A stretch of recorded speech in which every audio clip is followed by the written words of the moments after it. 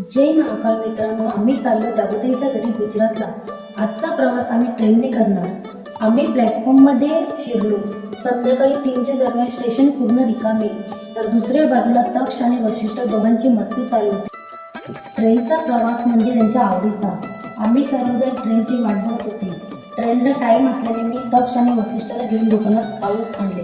थोडा वेळाने ट्रेन येऊन त्यात दोघे पण विंडो सीटवर बसले आणि आम्ही स्पेशल डब्यातच चढले होते। ट्रेनमध्ये खूप सारे भैया, बेलपुरी, वडापाव असे कितीतरी भैया आले। खाऊ बघून कारकुनांना भूक लागली। नंतर उंबरगाव स्टेशनला सायटिंगला असल्याने मी थोडी उंबरगाव स्टेशनची व्हिडिओ काढली। प्रवासात शेंगदाणे खाण्याची मज्जाच वेगळी।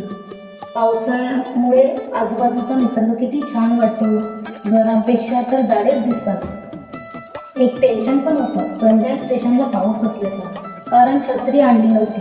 पण मात्र तक्षने रेनकोट घातला होता। सर्व स्टेशनला कामे चालू होती। मी पहिल्यांदा संजय टू मरोली रिक्षाने प्रवास करत आहे।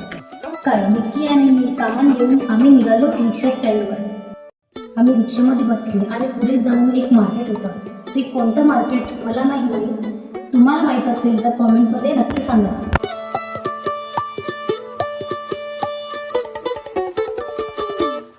पुढे जाऊन गुजराती वरात निघाली होती। वरात बघून आम्हाला पण नाचायची इच्छा झाली होती, पण काय करणार, आम्ही तर रिक्षात होते।